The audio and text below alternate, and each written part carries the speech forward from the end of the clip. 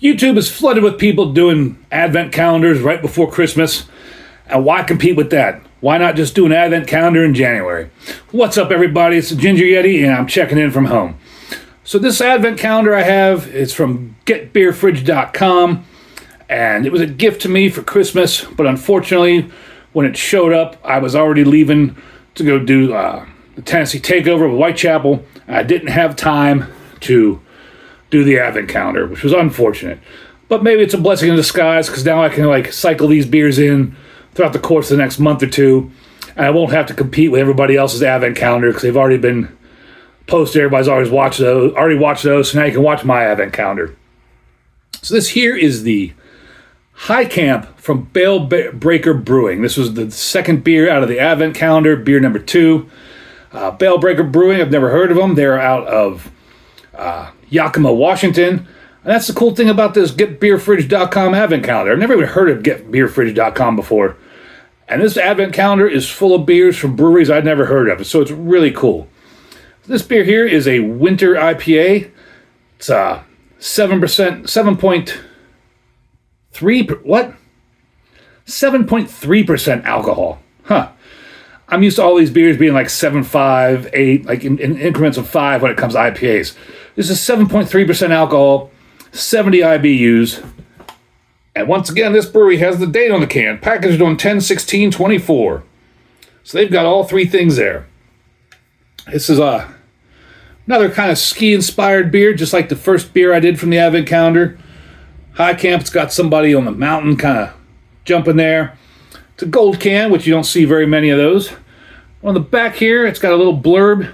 It says, named for the ski lodge atop our local White Pass ski resort, this Apres ski sipper warms from the inside out with aromas of caramel, coffee, citrus, pine, and spice.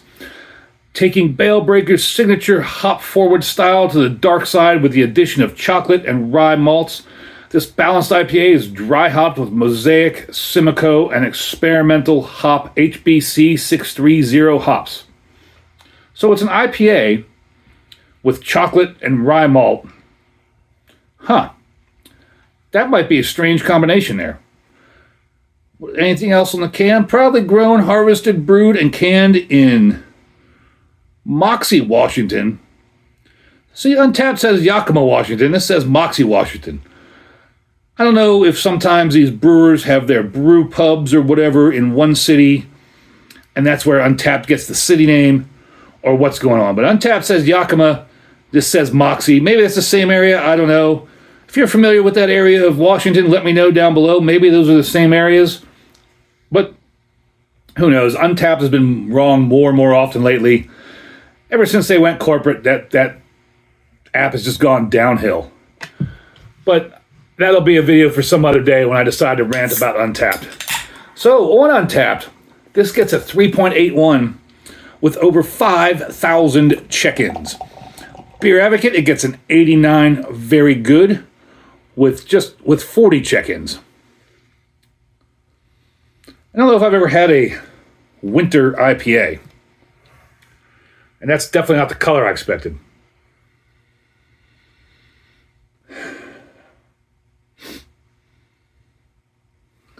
That kind of smells skunky, like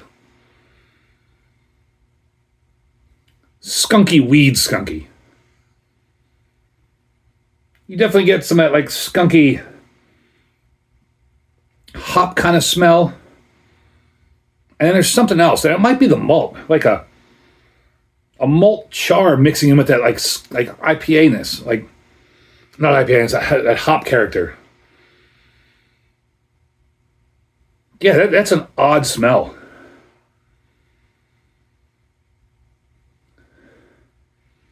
Again, when I say skunky, I don't mean like shitty Heineken. I mean like good weed. Yeah, it's kind of like a weird char and dank hop kind of smell. And that color is wild for an IPA. I mean, I don't know if I've seen an IPA that's that dark, like watered down cola color. You can kind of see through it. This is probably about a 14 Yeah, probably about a 14 on my SRM chart. I did not expect that color at all. And this head here is like that nicotine stained ceiling tile. Very moose-like. Isn't going anywhere. Isn't dissipating at all. So, winter IPA, High Camp. Let's try a winter IPA. It is wintertime. Cheers, everybody.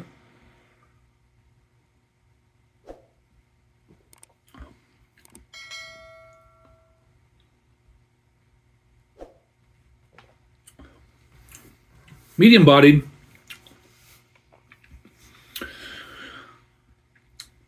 The hops are not as prominent as I thought they would be.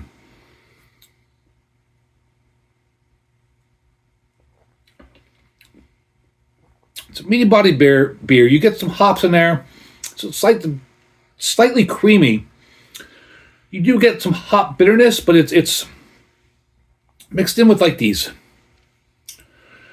caramel and char notes.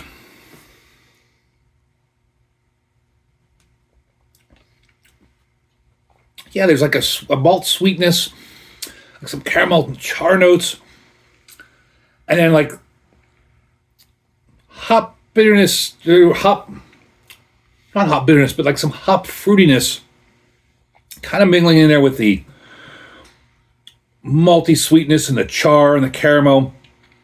But then you're left with a lingering hop bitterness. Like after the fact, you're like, did I just drink an IPA? But drinking it while it's in your mouth, like, what is this?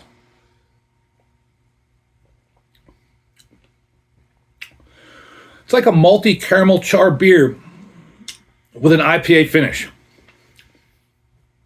I don't know, it's definitely something different. Like Bruce says, try something different. That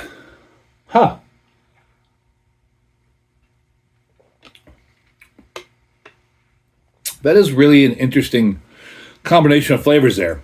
You know, and it's not bad. It's not bad at all, and they surprisingly mix well. High Camp from Bale Breaker Brewing. That's a tongue twister. Say that 3 times fast. I'll give you a horns up. It's really adventurous to see you add these different flavors together, and I always love the adventure. And I'd like to try more beers from your brewery. Hopefully I can find some more beers from your brewery. I've never heard of your brewery before.